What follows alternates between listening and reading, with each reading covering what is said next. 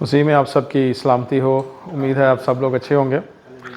आज का जो टॉपिक है वो एक बड़ा इम्पॉर्टेंट टॉपिक है और मैं सोच रहा था कई हफ्तों से कि कौन सा जो है ना आज टॉपिक दिया जाए। और ये था कि एक टाइम पे मैंने सोचा कि चले मैं जो है ना वो ड्रीम्स और विजन्स का पार्ट 2 करता हूँ, पर उससे भी ज़्यादा जो था वो मुझे ये आया कि ये जो है ना मैं पाक इशाइया के ऊपर जो है ना मैं मैसेज दूँ। और होली कम्युनियन जो है वो एक बड़ी इम्पॉर्टेंट चीज़ है और मैं ये उम्मीद करता हूँ कि आज के मैसेज के बाद आप जिस तरीके से पहले होली कम्युनियन लेते थे उस तरीके से नहीं लेंगे आप। तो ये इसके अंदर एक भरपूर मैसेज है, भरपूर नॉलेज है और खुदा का रूह जो है वो मैं समझता हूँ कि आपके दिलों के अंदर और आपके जहन के अंदर जो है वो बहुत ज़्यादा चीज़ें जो है ना डाउनलोड करने वाला है इसके थ्रू। तो ये मैसेज जो है ये ख़ासा इम्पॉर्टेंट है और ये रिलेटेड है सारा हमारे खाने पीने से और सारा रिलेटेड है हमारी जो लाइफ हम गुजारते हैं। और उसके अंदर जो है होली कम्युनियन जो है खुदा का जो बेटा है जिसने हमारे लिए अपना खून बहाया, उसका खून और गोश्त जो है वो हमारी ज़िंदगी में क्या अहमियत रखता है और नामुनासिब तरीका जो है वो क्या है, और जो नामुनासिब तरीके से लेगा उसके बारे में भी हम थोड़ा सा उसके ऊपर देखेंगे। आप सब जानते हैं कि हम लोग जो हैं रोज़मर्रा की ज़िंदगी में खाना पीना रोज़ चलता है हमारा। सुबह दोपहर शाम नाश्ता करते हैं, दोपहर का खाना खाते हैं, रात का खाना खाते हैं और कई दफ़ा इतना खाना भी खा लेते हैं कि तबीयत जो है ना भारी हो जाती है। तो आप जितना ज़्यादा खाना खाएंगे, जितना ज़्यादा अपने आप को फिल कर लेंगे ना, तो आपकी स्पिरिचुअल कनेक्टिविटी जो है ना उसकी जो फ्रीक्वेंसी है ना वो नीचे हो जाएगी, क्योंकि आप खाने से वो बहुत ज़्यादा भर चुके हैं। और मैं आपको एक और बात बताऊं, खाने की इम्पोर्टेंस जो है वो खुदा ने बहुत ज़्यादा रखी है। खाना जो है वो आपकी लाइफ के अंदर जो है अक्ल, हिकमत और दनाई लेके आता है। डिपेंड करता है आप कौन से मेज़ से खाना खा रहे हैं। ये सबसे इम्पॉर्टेंट बात है ना। जिस तरह अभी हम ये ज़बूर में गा रहे थे, ज़बूर 141 में, खावा ना ना दे सवादले खाने। क्यों वो कहता है? वो इसी वजह से कहता है क्योंकि बादशाह के मेज़ से खाना और किसी और के मेज़ से खाना, ये सारी चीज़ें जो है ना आज हम थोड़ा, मैं कोशिश करूँगा कि मैक्सिमम ये सारी चीज़ को कवर कर सकूँ। मेरे साथ निकालें, हम चलते हैं द लास्ट सपर पे, जो फसा, जो यीशु ने आखिरी फसा जो खाया था अपने शागिर्दों के साथ। लूका की इंजील निकालेंगे, उसका 22वां बाब निकालेंगे और 14 से 23 आयत जो है इसमें पे हम देखेंगे। उससे पहले कि हम ये देखें, मैं आपको थोड़ा सा इस फसा के बारे में बता दूं, थोड़ी सी एक बैकग्राउंड 1-2 मिनट में। बनी इसराइल जो है थी वो फसा किस तरह मनाती थी? वो फसा इस तरह मनाती थी कि उनकी सारा जो ख़ानदान होता था, जो फैमिली होती थी सारी, वो इकट्ठी होती थी एक जगह पे ना। उधर वो जो था वो अपना फसा जो था वो खाते थे, क्योंकि ये ऑर्डिनेंस था उनके लिए जो उन्होंने पुष्ट दर पुष्ट इस तरह जो है वो आगे चलना था। पर ये जो फसा था, जो आखिरी फसा था यीशु का, ये थोड़ा डिफरेंट था। इस फसा में तो यीशु अपने शागिर्दों के साथ फसा तो करने आया, लेकिन ना तो यीशु की फैमिली थी उसके साथ और ना ही शागिर्दों की फैमिली थी। तो उसने क्या किया कि शागिर्दों को और अपने आप को इकट्ठा की उस जगह पे और वो फसा बनाया। अब वो क्या कर रहा था? बेसिकली उस फसा को वो पाक इशाइया में तब्दील कर रहा था, ठीक है ना। उसकी कमेमोरेशन हो रही थी होली कम्युनियन की। कहाँ से? उस फसा से, जो कि एक अक्स था जब वो मुल्क मिस्र से निकले थे, ठीक है ना। एक गुलामी से निकले थे, असीरी से निकले थे बाहर, और अब वो एक अब वो फसा को, उस फसा को जो है वो आज़ादी में, अब वो निकले उस गुलामी में से। अब इस फसा को खुदावन यीशु मसीह चेंज कर रहा था अपने खून और गोश्त के साथ, कि जिसके अंदर आप हकीकी आज़ादी में निकलेंगे आगे। हर चीज़, हर बंधन से जो है आप टूट सकेंगे, आपकी जो है वो सारी चेन्स जो हैं वो टूट जाएंगी। तो लूका की इंजील उसका 22वां बाब 14वीं आयत से ज़रा ब्रदर पढ़ेंगे हम। जब वक्त हो गया तो वो खाना खाने बैठा और रसूल उसके साथ बैठे। जी। उसने उनसे कहा, मुझे बड़ी आरज़ू थी कि दुख सहने से पहले ये फसा तुम्हारे साथ खाऊं, क्योंकि मैं तुमसे कहता हूं कि उसे कभी ना खाऊंगा जब तक वो खुदा की बादशाही में पूरा ना हो। फिर उसने प्याला लेकर शुक्र किया और कहा कि इसको लेकर आपस में बांट लो जी, क्योंकि मैं तुमसे कहता हूं कि ये अंगूर का शीरा आपसे कभी ना पीऊंगा। हाँ जी, यहाँ पे वो क्या कर रहा है, उसने प्याला दे दिया और वो कह रहा है कि ये फसा जो है वो मैं कर रहा हूँ। अब ये उसने यहाँ पे ये आखिरत में ये बात कही आखिर में उनको कि मैं ये ना पीऊंगा जब तक खुदा की बादशाही ना आए। अब यहाँ पे जो है वो तब्दील कर रहा सारी चीज़ को। अब आगे पढ़ें जी, वो क्या कहता है। फिर उसने रोटी ली और शुक्र करके तोड़ी और ये कहकर उनको दी कि ये मेरा बदन है जो तुम्हारे वास्ते दिया जाता है। जी, ये मेरा बदन है। रोटी लेकर उसने तोड़ी और उसने कहा कि ये मेरा बदन है जो तुम्हारे वास्ते दिया जाता है। मेरी यादगारी के लिए यही किया करो। मेरी यादगारी के लिए यही किया करो। यहाँ पे ये जो यादगारी का जो वर्ड है ना, ये मेन चीज़ है, इस पे आपको फोकस करना है। यादगारी, अगर आप किसी से भी बात करेंगे तो वो कभी किसी की मेमोरियल सर्विस पे चले जाते हैं तो वो जिसको याद करते हैं बंदे को, जी उसने जी वो हाँ जी ये काम किए जी, बड़ा अच्छा था, ये था, तारीफ़ें होती हैं उसमें।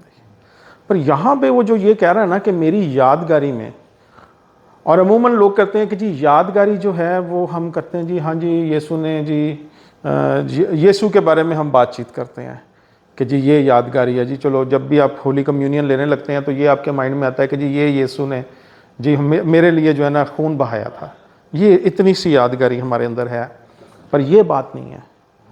यहाँ पे ये जो यादगारी का वर्ड है ना, वो ग्रीक वर्ड के अंदर रिकलेक्शन है। रिकलेक्शन क्या होती है चीज़, कि वो दौर की जो सारी चीज़ें थी वो सब जो यीशु ने की थी, जो सब यीशु ने सिखाया था, वो जो एक एक बात उसने की थी। उसने लाजर को जब ज़िंदा किया तो उसने क्या बोला, उसने जब उसमें से बदरुएं निकाली तो क्या हुआ, उसमें से लश्कर निकाला तो क्या हुआ, यीशु पानियों पे कैसे चला, उसकी क्या थी, उसकी सोच क्या थी पीछे, ये सारी चीज़ें, ये रिकलेक्शन है। अब इतनी ज़्यादा रिकलेक्शन जो है ना वो बड़ी मुश्किल है किसी बंदे को भी याद रहे। सही बात है ना। तो ये एक इम्पॉर्टेंट चीज़ है, ये रिकलेक्शन है। और उसने ये कहा है कि मेरी यादगारी में ऐसा ही किया करो। अच्छा, अब आगे पढ़ें, मैं आगे आगे आपको समझाता हूँ इसके बारे में। और इसी तरह खाने के बाद प्याला ये कहकर दिया कि ये प्याला मेरे उस खून में नया अहद है जो तुम्हारे वास्ते बहाया जाता है। मगर देखो मेरे यहाँ पे एक सेकंड, मेरी यादगारी सॉरी ये मेरा खून है, ठीक है ना, जो तुम्हारे लिए नया अहद है। नया अहद यहाँ पे अब उसने उस फसा को जो है तब्दील कर दिया नए अहद के अंदर। फसा जो थी वो पुराने अहद की थी, अब उसने नए अहद में हमारे लिए कम्युनियन को किया, अपने बदन और अपने खून को। जब ये सारी चीज़ें हो गई तो उसने जब ये कहा कि ये यादगारी जो है ना, अब यादगारी जो है, ये जो खाना है ना, जब वो देता है उनको तोड़ के कि ये मेरी यादगारी में ऐसा किया करो, तो उनके अंदर वो वाली हिकमत, वो नॉलेज, वो विजडम, वो सब चीज़ें आनी चाहिए जो कि यीशु करता रहा और सिखाता रहा।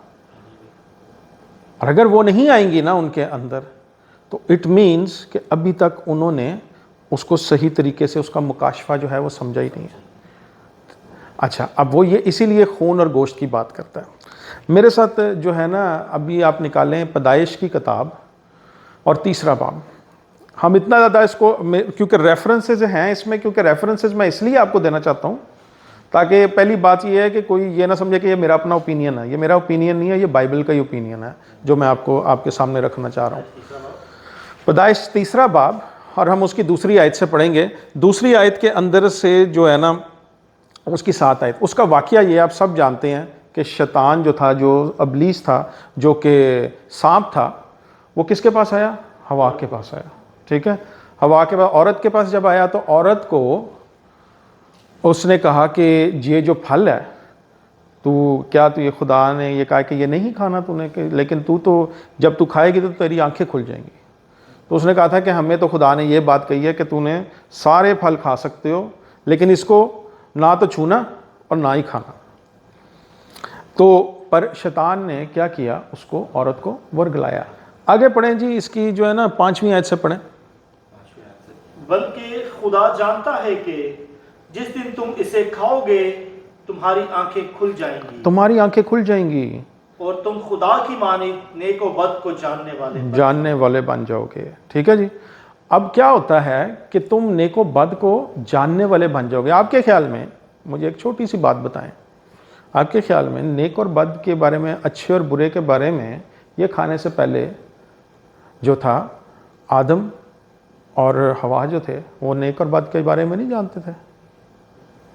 क्या उनको, उनकी जो समझ थी वो बिल्कुल बंद थी?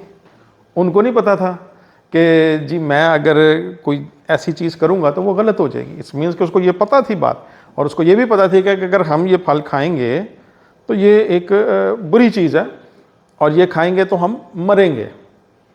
पर क्या था, ये नेको बद की पहचान का जो दरख्त था वो ऐसा था क्योंकि उसके अंदर क्या था, इंग्लिश बाइबल में लिखा है कि वो था the knowledge of good and evil. Knowledge था उसके अंदर कि वो अगर वो खाएंगे तो 1 मिनट में उनकी आंखें खुल जाएंगी और उनको सब चीज़ों का नॉलेज हो जाएगा कि क्या क्या है, क्या अच्छा है, क्या बुरा है, क्या वो ऐसी चीज़ें हैं कि वो आंखें खुलते ही जो है ना उनके अंदर वो चीज़ डाउनलोड हो जाएगी, जो कि खुदा जो है ना नहीं चाहता था। क्योंकि अगर वो खाते, मैं इसको इस तरीके से लेता हूँ, ये मेरा अपना ओपिनियन है इसके बारे में, और मैं ये समझता हूँ कि ये जो है ना उन सारी चीज़ों के साथ मेल खाता है। जिस दिन तू खाएगा उस दिन तू मरेगा, उसके अंदर लिखा था। जब वो ये, मैं ये समझता हूँ कि आदम और हवा, वो जो गुनाह किया उन्होंने, वो तो गुनाह था एक, जो भी उन्होंने खाया, क्योंकि वो नाफरमानी की खुदा की। पर क्यों मौत क्यों आना शुरू हुई उनके ऊपर? क्योंकि वो जो नॉलेज उनके अंदर आ गया ना, वो नॉलेज जो था, वो ये बॉडी जो थी, अभी जो जिस्म था, बदन जो था, वो उस नॉलेज को हजम ही नहीं कर सका। ठीक है ना। कई दफ़ा ऐसी चीज़ें आप देखेंगे कि जो गवर्नमेंट्स होती हैं ना, जो अथॉरिटीज़ होती हैं, वो हर चीज़ पब्लिक नहीं करती। ठीक है ना। बहुत सारी सीक्रेट्स होती हैं जो कि वो पब्लिक नहीं करती, क्योंकि अगर कोई चीज़ पब्लिक हो गई तो बहुत सारे लोग जो है उसको हजम नहीं कर पाएंगे। कोई कुछ भी वो कर सकते हैं, लोग खुदकुशी भी कर सकते हैं, लोग एक दूसरे को मार भी सकते हैं, कुछ भी ऐसा हो सकता है, क्योंकि उस नॉलेज को वो जो अवाम है वो रेडी नहीं है अभी उस चीज़, उस नॉलेज के लिए। ये वजह होती है। तो ये मैं आपको बताना चाह रहा था कि मैं ये समझता हूँ कि वो उस नॉलेज को जो है ना, वो जब उन्होंने लिया अपने अंदर, वो उसको वो अपनी उसके अंदर वो कर ही नहीं सके, एडजस्ट ही नहीं कर सके, जिसकी वजह से जो है ना उनकी जो है ना वो ज़िंदगी जो है ना वो ख़त्म होना शुरू हो गई। अच्छा, हम वापस अपने उस पर टॉपिक पे आते हैं। तो क्या हुआ कि उनकी आंखें खुल गईं, आंखें खुल गईं और उनको ये पता चला कि हम तो नंगे हैं। तो उन्होंने क्या किया कि वो अपने जो है ना वो अंजीर के, मेरे ख्याल दरख्तों के उन्होंने पत्ते लिए और अपने इर्द गिर्द उन्होंने उसको बांधा। तो खाना और जो पीना है उसका रिलेशन जो है वो नॉलेज के साथ बहुत ज़्यादा है। जिस तरह का खाना खाएंगे उस तरह की तासीर आपके अंदर आएगी। कई लोग होते हैं वो क्या करते हैं, बड़े सब स्टैंडर्ड फूड्स लेते हैं, इन्होंने यार कोई गल नहीं, एक्सपायरी के करीब ही है ना, वो ख़राब थोड़ी हो जाए, चलो लैके खा लेने हैं। लोग खाते हैं ऐसी चीज़ें। बहुत सारी चीज़ें ऐसी होती हैं कि वो चीप चीज़ें लेते हैं। अच्छा, अब मैं ये किसी को नहीं ये कहता कि आप चीप चीज़ें ना लें या ये ना लें, ये मेरा हरगिज़ वो नहीं है, पर हमेशा उस चीज़ की जो है ना तासीर होती है, हर एक चीज़ की जो तासीर है ना वो आपके साथ कनेक्ट होती है, आपकी बॉडी के साथ आपके अंदर वो चीज़ें डाउनलोड होती हैं। यीशु के पास यही चीज़ हुई कि जब यीशु बियाबान में गया, जब उसने 40 दिन का फाका किया और उसके बाद वो जब थक गया और भूख लगी थी तो उसके पास फिर सांप आया, जिस तरह इसके पास आया उसके पास फिर सांप आया और उसने उसको कहा कि अगर तू खुदा का बेटा है तो इन पत्थरों को क्या कि रोटी बन जाए। तो क्यों वो कह रहा था? इसलिए कह रहा था कि जो काम उसने उनके साथ किया था, आदम हवा के साथ, ठीक है ना, उसी तरीके से वो यीशु को भी जो है ना उसी चीज़ से खिलाना उसका मकसद था उस सारी चीज़ को। वो यीशु ने कहा कि जो है आदमी रोटी से नहीं जीता रहेगा, ठीक है ना, बल्कि हर उस बात से जो खुदावंद के मुंह से निकलती है। तो ये कहने का उसका मतलब था कि आपको हर जगह पे ये देखने की ज़रूरत है कि ये नहीं है कि आपके सामने कोई भी चीज़ लग गई है तो बस जी अब खाना ही है इसको हमने। इसलिए उसने ये कहा था कि इंसान रोटी से नहीं सिर्फ जीता रहेगा। बी वेयर कि आप क्या खा रहे हो, क्या पी रहे हो। मैं कई पिछली चीज़ों में मैं ये इस पे बड़ा था कि मैंने कहा यार कोई भी अगर जो है ना आपको खाना पीना दे देता है या कुर्बानी का दे देता है, कुछ गोश्त दे देता है या कोई ऐसी चीज़ें होती हैं, कोई मिठाइयाँ होती हैं या कुछ ऐसी चीज़ें होती हैं जो कि बुतों के आगे वो की होती हैं और आपको दी जाती हैं, ठीक है, तो उसे क्या होता है, उसे ये होता है कि उनकी जो तासीर होती है उन सारी चीज़ों की वो आपकी लाइफ में इफ़ेक्ट करना शुरू हो जाती है, ठीक है। और वो जो नॉलेज है, उन गॉड्स का जो नॉलेज है वो आपके अंदर दाखिल होना शुरू हो जाता है, एंटर होता है वो, ठीक है ना। अब मैं आपको बताता हूँ वो कैसे एंटर होता है। हम वापस लूका पे जाएंगे, लेकिन उससे पहले आप डैनियल का किताब निकालें, उसका पहला बाब, डैनियल की किताब और उसका पहला बाब। आयत इसकी जो है ना बेसिकली 1 से 13 आयत के अंदर लिखा हुआ है। मैं वो इतना लंबा पढ़ना नहीं चाहता, लेकिन मैं आपको 14 से 17 आयत आप पढ़ेंगे बाद में, पर मैं इसकी थोड़ी सी आपको बैकग्राउंड बताता हूँ। क्या होता है कि डैनियल और उसके जो 3 साथी होते हैं, शद्रक, मिशरक और अबेदनगो, ठीक है ना, ये तीनों को जो है वो बादशाह कहता है कि भाई जो है ना इनमें से जो आए हैं जो कि उधर से उस नस्ल में से हैं, इब्रानियों के नस्ल में से हैं, जो कि बादशाहों और उलमाओं की और शोरा की नस्ल में से हैं, उन लड़कों को, जवान लड़कों को लेके आओ और जिनको कुछ जो है ना साहिब हिकमत हों थोड़े, उनको लेके आओ। तो वो उनको हाजिर करते हैं वहाँ पे और बादशाह कहता है कि इनको उनके लिए मुकर्रर कर देता है कि 3 साल तक इनको जो है ना मेरे ही मेज़ से खाना खिलाओ। यानी कि जो बादशाह खाएगा वही ये भी खाएंगे, वही गोश्त खाएंगे, वही जो वाइन है, शराब जो है वही वो पिएंगे। हर चीज़ जो बादशाह ने करनी है ना, वो बादशाह ने क्यों किया, नबूकदनज़र ने ऐसा क्यों किया? क्योंकि जिन खुदा को नबूकदनज़र जिनकी प्रस्तिश करता था, वर्शिप करता था, वो ये चाहता था कि ये जो इसराइली हैं, ईमान ये जो हैं, ये जो इस नस्ल के लोग हैं, इनके अंदर वही चीज़ें आएँ, वही चीज़ें उसके अंदर बैठ जाएं जिन चीज़ों को मैं मानता हूँ। फिर जो नबूकदनज़र कहेगा वो उसके साथ हाँ में हाँ मिलाएंगे।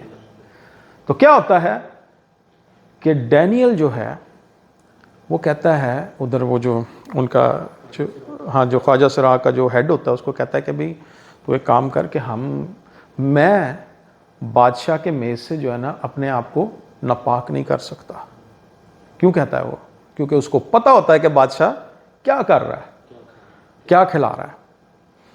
तो वो कहता है मैं नापाक नहीं करूँगा। वो कहता है कि तू अपने उसमें से जो है ना, जो तेरे पास जो तेरा हिस्सा है उसमें से हमें सब्जियां, साग पात, इसमें साग पात लिखा है लेकिन उसमें लिखा हुआ है कि वेजिटेबल्स और फ्रूट्स, और पानी उन्होंने लिया, ना तो वाइन ली, ना कुछ लिया, ना गोश्त लिया, लेकिन उन्होंने पानी लिया और साग पात इसमें लिखा हुआ वो खाया। और उनको उसने कहा कि भाई देख, अगर तू ये खाएगा तो तुम्हारे चेहरे पे वो रौनक और उस तरह की चीज़ें तुम तो बिल्कुल, यानी कि बिल्कुल जो है ना उस तरह के लगोगे ही नहीं कि जो कि बादशाह चाह रहा है। तो वो कहता है कि तुम 10 दिन तक हमें बस देखो कि अगर 10 दिन तक हम वैसे नहीं होंगे ना तो फिर बेशक हम खुदा के बादशाह के मेज़ से हम खा लेंगे। तो वो कहता है उनको, कह देता है कि भी ठीक है, इनको 10 दिन तक दे दो ये जो है ना सब्जियां। वो 10 दिन तक खाते हैं। 10 दिन के बाद क्या होता है? 14वीं आयत से पढ़ें जी। 10 दिन के बाद क्या होता है जी? 14वीं आयत से पढ़ें। चनाचा उसने उनकी ये बात कबूल की और 10 रोज तक उनको आजमाया। और 10 रोज के बाद उनके चेहरों पर, उन सब जवानों के चेहरों की निस्बत जो शाही खाना खाते थे, ज्यादा रौनक और ताजगी नजर आई। ज्यादा रौनक और ताजगी नजर आई। आगे, तब दरोगा ने इनकी खुराक और मैं को जो उनके लिए मुकर्रर थी, माकूफ किया, उनको साग पात खाने को दिया। साग पात खाने को दिया। तो क्या हुआ कि वो ज़्यादा बेहतर उनसे लगना शुरू हो गया। उनकी अपीयरेंस जो थी वो उनसे ज़्यादा अच्छी हो गई जो कि बादशाह के उससे खा रहे थे। अच्छा, उसके बाद क्या हुआ? खुदा ने उनको क्या दिया? तब खुदा ने उन चारों जवानों को मार्फत और हर तरह की हिकमत और इल्म में महारत बख्शी, और डैनियल हर तरह की रोया और ख्वाब पे फहम था। हाँ जी। तो क्या हुआ? हर तरह का जो नॉलेज था वो खुदा ने उनके अंदर डाउनलोड कर दिया। डाउनलोड मैं इसलिए बोल रहा हूँ कि ज़रा आज की टर्म है ये कि जो है ना लोगों के अंदर डाउनलोड, जिस तरह सॉफ्टवेयर अपडेट होता है इस तरह डाउनलोड भी हो जाता है इन चीज़ें। तो क्या होता है कि खाने का जो है एक बड़ा असर है। ये देखना आपके लिए बड़ा ज़रूरी है अपनी लाइफ में कि आप क्या खा रहे हैं, क्या पी रहे हैं। ठीक है, वापस हम चलते हैं लूका पे। किधर हम रुके थे जी? लूका के अंदर, हाँ जी, 20वीं आयत। आगे वो क्या कहता है? इधर अब यीशु जो है ना उनको ये कम्युनियन दे के, और इधर एक चीज़ बताता है कि इधर जो है ना जिसने उसको पकड़वाना है ना उसके बारे में यीशु जो है ना एक पेशगोई करता है। हाँ जी, नहीं, लूका हम आएंगे 22 बाब में जी। मगर देखो, मेरा पकड़वाने वाले का हाथ मेरे साथ मेज पर है। मेरे साथ मेज पर है। यीशु अब इधर ये बात कह रहा है। आगे जी। क्योंकि इब्ने आदम तो जैसा उसके वास्ते मुकर्रर है जाता ही है, मगर उस शख्स पर अफसोस है जिसके वसीला से वो पकड़वाया जाता है। तो उसके बाद क्या होता है कि वो जो है ना एक दूसरे से पूछना शुरू होते हैं कि ये कौन है जिसके बारे में यीशु जो है ना बात कर रहा है। इस पर वो आपस में पूछने लगे कि हम में से कौन है जो ये काम करेगा। हाँ जी, हम में से कौन है जो ये काम करेगा। अब अभी आप निकालें ये, इसका जो है ना अगला हिस्सा जो है ना हम जो है यूहन्ना की इंजील में से, जॉन के गॉस्पेल में से पढ़ेंगे। 13वां बाब निकालें, यूहन्ना की इंजील और उसका 13वां बाब और उसकी 26 से 30 आयत तक हम पढ़ेंगे। यीशु ने जवाब दिया कि जिसे मैं नवाला दूं डुबोकर, जिसे मैं नवाला डुबोकर दे दूं का वही है। फिर उसने नवाला डुबोया और लेकर शमाउन अस्करियोती के बेटे यहूदा को दिया। अच्छा, अब यहाँ पे क्या कहा है? यीशु ने कहा कि जो मैं नवाला डुबो कर दूंगा ना वही बंदा जो है ना वही पकड़वाने वाला है। ठीक है, तो उसने क्या किया? नवाला डुबोया और यहूदा अस्करियोती को दे दिया। उसके अंदर पहले उसके बाप का नाम इसलिए लिखा है ताकि कंफर्म रहे कि यही बंदा सी, कोई और यहूदा ना समझ लेना आप। ठीक है ना, इसलिए उसका बाप का नाम लिखा है। तो वो उसको दिया। अच्छा, अब क्या होता है कि जब वो उसको देता है ना तो आगे बाइबल के अंदर लिखा है कि उसके अंदर शैतान जो है, पढ़े जी। उस नवाला के बाद शैतान उसमें समा गया। बस यीशु ने उससे कहा कि जो कुछ तू करता है जल्द कर दे। और वो क्या समझने लगे जो बाकी थे? मगर जो खाना खाने बैठे थे उनमें से किसी को मालूम ना हुआ कि उसने ये इससे किस लिए कहा।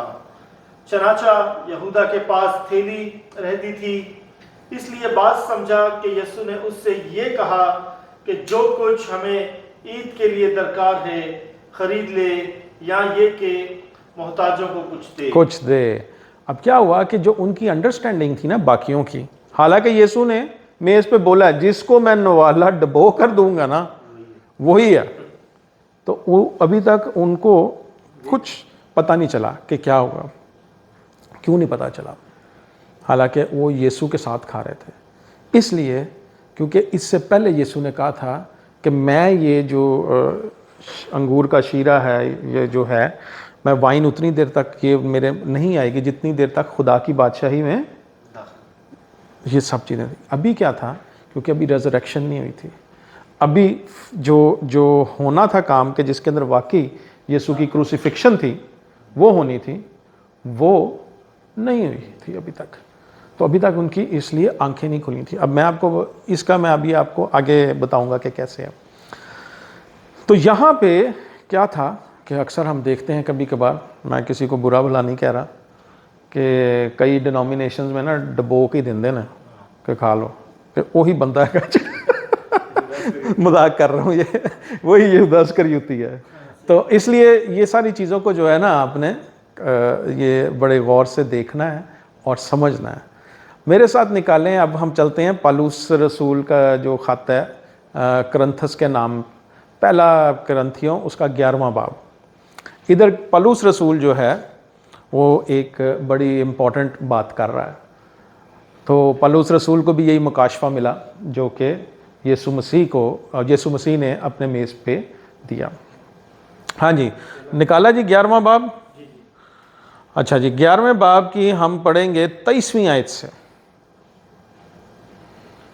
क्योंकि ये बात मुझे खुदावंद से पहुंची और मैंने तुमको भी पहुंचा दी जी कि खुदावंद यीशु मसीह ने जिस रात वो पकड़वाया गया, रोटी ली और शुक्र करके तोड़ी जी और कहकर कि ये मेरा बदन है जो तुम्हारे लिए है, मेरी यादगारी के वास्ते यही किया करो। मेरी यादगारी के वास्ते यही किया करो। रिकलेक्शन करनी है, ठीक है जी। रिकलेक्शन, अब मैं वापस आ रहा हूँ रिकलेक्शन के ऊपर कि रिकलेक्शन है क्या, और उससे अगला पढ़ें। और फिर उसने जो है जो प्याला लिया, इसी तरह उसने खाने के बाद प्याला भी लिया और कहा कि ये प्याला मेरे खून में नया अहद है, जब कभी पियो मेरी यादगारी के लिए यही किया करो। अब यादगारी जो है ये रिकलेक्शन है।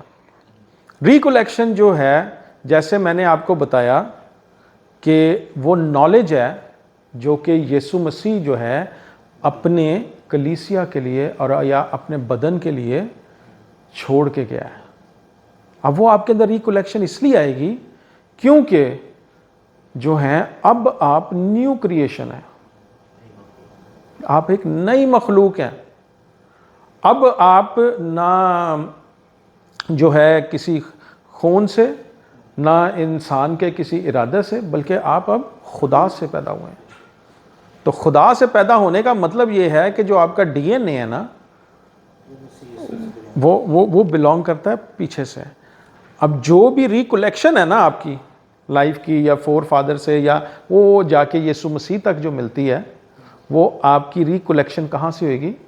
आपके डीएनए से। ये कन्वर्जन हो रही है अब आपकी, उसका खून और गोश्त लेने से, उसके मेज़ पे आने से, ठीक है। पहले किसी और के मेज़ पे गए तो सब चीज़ें ख़राब हो गई। डैनियल ने उस मेज़ का इनकार किया जो कि बादशाह का था, और उसने कहा कि नहीं, मैं उस मेज़ से नहीं खाऊंगा, क्योंकि उसको पता था कि वो मेज़ के अंदर क्या है, ठीक है।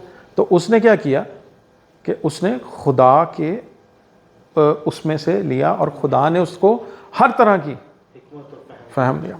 मैं अब आपको ये बताना चाहता हूँ कि हिकमत, दनाई, फहम, जिसको हम बोलते हैं विजडम, नॉलेज और अंडरस्टैंडिंग, ये हमारे अब आज के दौर के लिए इतनी इम्पॉर्टेंट है कि अगर आपके पास नहीं है ना, तो आप कर्जे में ही रहेंगे। अगर आपके पास नहीं है तो आप अपने मसाइल में रहेंगे। अगर आपके पास नहीं है तो आप उसी चीज़ के अंदर चलते रहेंगे जिस चीज़ में आप चलते आ रहे हैं, और वो पैटर्न्स और वो साइकिल्स जो है ना, वो आपकी लाइफ में चलते रहेंगे और वो चलते जाएंगे। आप अपनी ज़िंदगी के अंदर अपनी मुश्किलों में से बाहर नहीं आ सकते। क्यों? क्योंकि आपने बथेरे टेबलों से खा लिया हुआ है, बहुत ज़्यादा मेज़ों से आपने खाया हुआ है। अब आपको ये नहीं पता। जितनी देर तक आप यीशु के मेज़ पे नहीं आएंगे, और वो नहीं खाएंगे, उसके खून और गोश्त में अपनी शराकत नहीं करेंगे, तो वो जो विजडम है जो हेवन से आनी है, जो आपके डीएनए के अंदर इंजेक्ट की जानी है, जो आपको वो मेमोरीज और वो सब चीज़ें आनी हैं, वो कहाँ से आनी है कि अगर आप उसके खून और गोश्त के अंदर प्याले में शरीक होंगे। जब आप उसके खून और गोश्त के अंदर जिस वक्त आप शरीक हो गए, तो आप समझें कि आपके अंदर से वो सब चीज़ें क्लेंज होना शुरू होंगी। पहले जो आपके अंदर जो सब चीज़ें जो वो भरी हुई हैं ना पिछली, वो आपके अंदर से निकालेगा, वो ड्रेन आपको मतलब वॉश कर देगा। जब वो वॉश हो जाएगा, फिर आपके अंदर नया डाउनलोड शुरू होगा, जो हकीकी मसीह का जो है वो सारी चीज़ उसके खून और गोश्त से। तो ये बड़ी एक इम्पॉर्टेंट चीज़ है। अब उसको जो लोग नामुनासिब तरीके से लेते हैं ना, उनके पास ये मुकाशफा नहीं है। और जो लोग नामुनासिब तरीके से लेते हैं वो कौन होते हैं? मैं देखिएगा, जो लोग नामुनासिब तरीके से लेते हैं,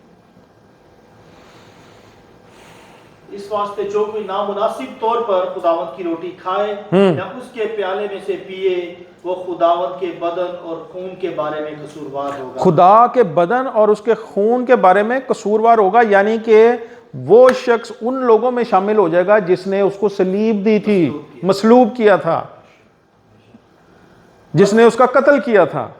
ठीक है ना, ये उसके ऊपर वही जजमेंट आएगी। अब आप मुझे ये बताएं, इससे आगे हम पढ़ते हैं।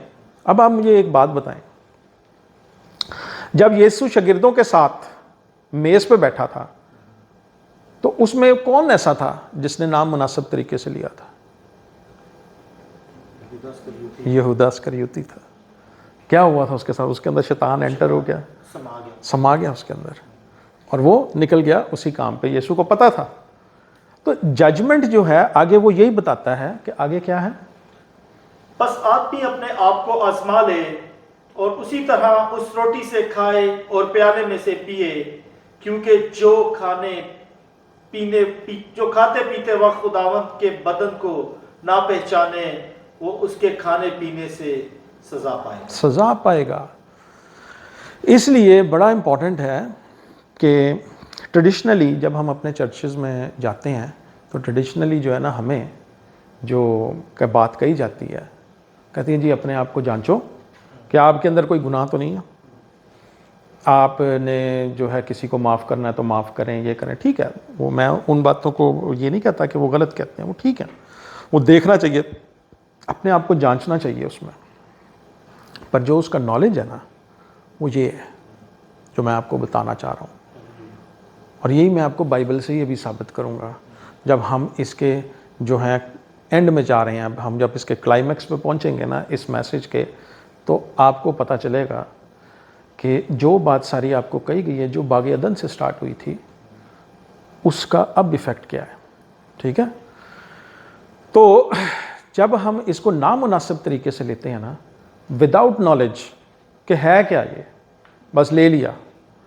और पौलुस रसूल जो करंथस की कलीसिया को करेक्ट करा रहा था इसके अंदर, वो ये बात करेक्ट करवा रहा था उसको कि वो एक दूसरे का इंतज़ार नहीं करते थे, वो एक दूसरे को नीचा दिखाते थे, और जो है ना वो इस तरीके से नामुनासिब तरीके से, ये फिज़िकल था जो कि पौलुस रसूल उनको करेक्ट करा रहा था। ये स्पिरिचुअल है कि आपके पास इसका नॉलेज होना चाहिए कि आप ये ले क्यों रहे हैं। अब आप मुझे ये बताएं कि रसूलों के पास इतनी हिकमत कहाँ से आ गई थी, कैसे उनको पता चल जाता था? क्योंकि अमाल की किताब जब आप पढ़ेंगे तो उसमें लिखा है कि वो हर रोज बिला नागा दुआ करके और रोटी तोड़ते थे। वो नॉलेज उन्होंने लिया।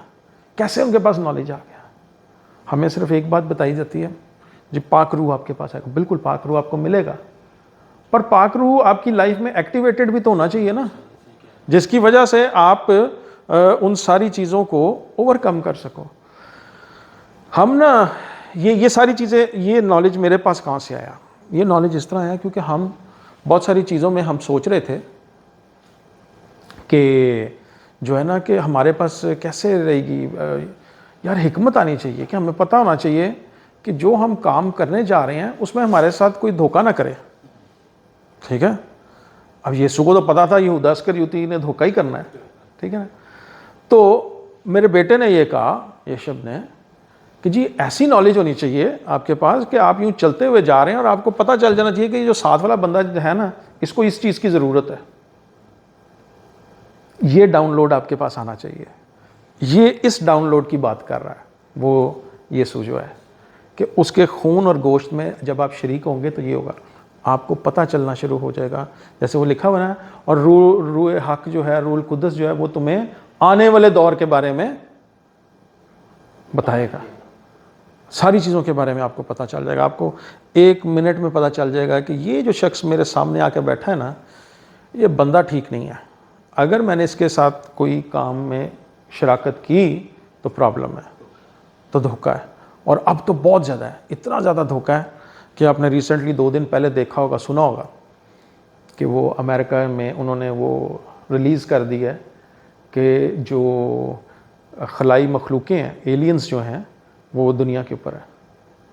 और उन्होंने कहा कि उसके एविडेंसेस उन्होंने दे दिए हैं। उनकी जो फ्लाइंग सॉसर्स वगैरह हैं वो उन्होंने कहा कि वो हैं। वो अमेरिका की गवर्नमेंट ने अनाउंस किया वहाँ पे, उनके पूरे उसके हाउस के अंदर उन्होंने, आप यूट्यूब के ऊपर देख सकते हैं, तकरीबन 2 घंटे से ऊपर की वो पूरी है सेशन है जो उन्होंने किया। और उसका बड़ा पूरी दुनिया में वो मचा हुआ है कि ये कहाँ से आ गए हैं। तो वो क्या है, ये वही लोग वो हैं कि वो इंसानों की शक्ल में आके आपके साथ आ जाएंगे कारोबार करने, इंसानों की शक्ल में आ जाएंगे आपके साथ शादियां करने। इसलिए यीशु का खून और गोश्त में शामिल होना बहुत ज़रूरी है, ताकि आपको इस चीज़ के बारे में पता रहे, ना कि आप वो जो हैं अपनी ज़िंदगी के अंदर किसी ऐसे शख्स के साथ शादी कर बैठें जो कि हाइब्रिड हो, और ये वही वाला दौर स्टार्ट हो जाएगा जो नूह के दौर में था। ठीक है ना, लिखा हुआ है ना, ये वो मेरे ख्याल मत्ती की इंजील में लिखा हुआ है कि जो है ना, दौर वैसा ही आ जाएगा दोबारा से जो नूह के दौर में होता था। तो बताना मैं आपको चाह रहा हूँ, इसलिए यीशु के खून और गोश्त में शामिल होना बहुत ज़रूरी है। फाइनल स्टेज पे हम आते हैं। आप मेरे साथ निकालें लूका की इंजील और उसका 24वां बाब, और 24वें बाब की 13 आयत से 35 आयत तक है ये, लेकिन हम 13 आयत से 35 आयत तक नहीं पढ़ेंगे टाइम की वजह से और उसकी वजह से। मैं आपको पूरी चीज़ बताऊंगा, लेकिन मैं आपको बताऊंगा अब आपने उसके बाद पढ़ना कहाँ से है। तो ये एक वाक़या है जो यीशु के डिसाइपल होते हैं, ना, उनमें से 2 लोग होते हैं जो और भी शागिर्द थे यीशु के 12 के अलावा। ठीक है, वो क्या करते हैं, वो यरूशलेम से अम्मायस की तरफ जा रहे होते हैं। वो रोड होती है, उसका नाम है, वो उसका तकरीबन 27-28 किलोमीटर फासला है। तो अब यीशु जो है वो, ये लोग इंतज़ार में होते हैं कि यीशु ने तो कहा था कि जी वो जी उठेगा। ठीक है, ये सब आप जाके ये वाक़या पढ़िएगा, ये बड़ा इंपॉर्टेंट वाक़या है। यीशु तो जी उठेगा, तो वो आपस में बातें करते जा रहे थे, तो उनके साथ जो है ना यीशु आके चलना शुरू हो जाता है, और यीशु उनके साथ बातें करना शुरू हो जाता है। और यीशु जो है ना उनके साथ सारी बातें कर रहे। वो कहते हैं तुम किसके बारे में बात कर रहे हैं, हम तो ये नहीं पता, तू शायद यरूशलेम में नया आया है, और जो है ना यहाँ पे जो वाक़ये हुए हैं वो ये हुए हैं कि यीशु को, और यहाँ पे जो है ना हम वो देख रहे हैं कि यीशु ने जिंदा होना था, पर अभी हमें पता नहीं है कुछ भी कि क्या है। तो यीशु उनके साथ चलता गया। यीशु ने फिर उनके साथ और बातें की, और बातें करता करता उनको जो है नबियों के बारे में और बहुत सारी जो है ना उसने हिस्ट्री बताई, और यीशु के बारे में बहुत सारी बातें करते गए। वो बातें करते रहे, उनको यही नहीं पता चला कि यीशु ही हमारे साथ चल रहा है। अगर कोई बंदा 27-28 किलोमीटर आप पैदल चलेंगे तो 5-6 घंटे कम से कम लगेंगे आपको। ठीक है ना, तो 5-6 घंटे यीशु उनके साथ चलता रहा और उन्होंने पहचाना ही नहीं, साथ ही है। अब आए आप मेरे साथ 30वीं आयत से पढ़ते हैं। 30वीं? हाँ जी, 30वीं आयत को देखिए कि क्या है। जब वो उनके साथ खाना खाने बैठा, जब वो उसने फिर यीशु ने कहा कि मैं जो है अब निकलता हूँ आगे। उन्होंने कहा कि नहीं तू आ, क्योंकि अब अंधेरा पड़ रहा है, तो हमारे साथ ही बैठा के। जब उनके साथ खाना खाने बैठा तो ऐसा हुआ कि उसने रोटी लेकर बरकत दी और तोड़कर इनको देने लगा। उस पर उनकी आंखें खुल गईं। बागेदन में क्या हुआ था, खाते ही आंखें खुल गईं। इधर क्या हुआ, रोटी खाते ही आंखें खुल गईं। फिर क्या होता है आगे, और उन्होंने उसको पहचान लिया और वो उनकी नजर से गायब हो गए। और उसके बाद उन्होंने जाके सारे शागिर्दों को बताया कि ऐसे ऐसे मैं मिला, और जब उसने रोटी तोड़ी तो हमें पता चला। तो मैं आपको सिर्फ ये बताना चाहता हूँ कि खुदावंद के खून और गोश्त में शामिल हों रोज़, ताकि आपके अंदर वो स्पिरिचुअल डाउनलोड्स हों, ताकि आपकी भी आंखें खुलें, तो आप जान सकें कि अब दुनिया में क्या चल रहा है और हमने किस तरह चलना है। खुदावंद आप सबके साथ हो। God bless you all.